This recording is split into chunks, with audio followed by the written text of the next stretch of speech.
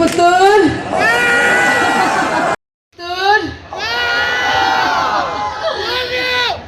ಎಂಕತ್ತುಳು ಪರ್ಪುಜಿ ಆಂಡೆ ಎಂಕತ್ತುಳು ಮಸ್ತ್ ಇಷ್ಟ ಆಯ್ತಾ.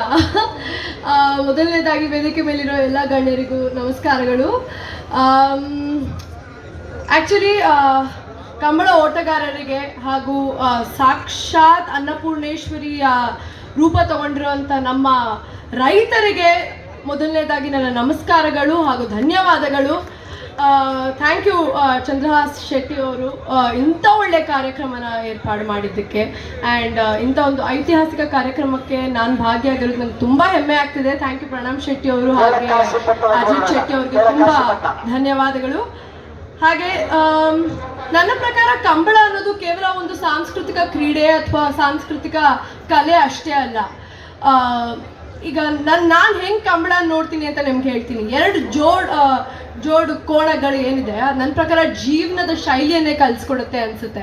ಹೇಗೆಪ್ಪ ಅಂದರೆ ಈಗ ಒಂದು ಕೋಣ ಕಾಲ ಆದರೆ ಇನ್ನೊಂದು ಕೋಣ ನಮ್ಮ ಶ್ರಮ ಆಗುತ್ತೆ. ಎರಡರ ಮಧ್ಯೆ ನಾವು ಸಿಗಾಕೊಂಡು ಅದು ಅನಿಸುತ್ತೆ.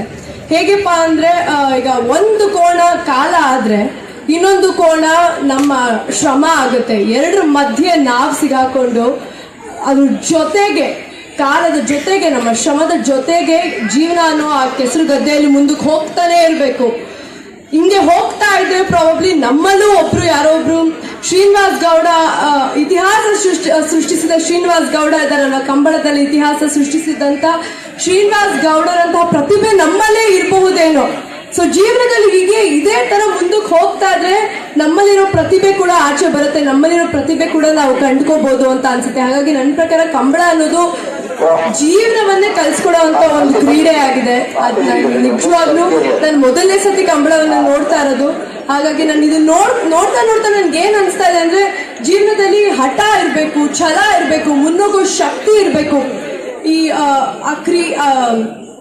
ಕೆಸರುಗದ್ದೆಯಲ್ಲಿ ಬಿದ್ರು, ನಮ್ಮ ಜೀವನದಲ್ಲಿ ಬಿದ್ರು ಕೂಡ ನಮಗ್ ನಾವೇ ಸಪೋರ್ಟ್ ಮಾಡಿಕೊಂಡು ಎದ್ದು ನಿಂತ್ಕೊಂಡು ನಮಗ್ ನಾವೇ ಫೈಟ್ ಮಾಡಿಕೊಂಡು ಮುಂದಕ್ಕೆ ಹೋಗ್ಬೇಕು.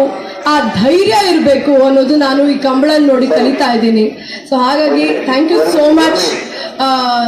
ಎಲ್ಲರೂ ಕೂಡ ನಾನು ಕೇಳ್ಕೊಳ್ಳೋದು ಇಷ್ಟೇ, ಏನೇ ಆಗಲಿ ಜೀವನದಲ್ಲಿ ಮುನ್ನುಗ್ತಾ ಇರಿ.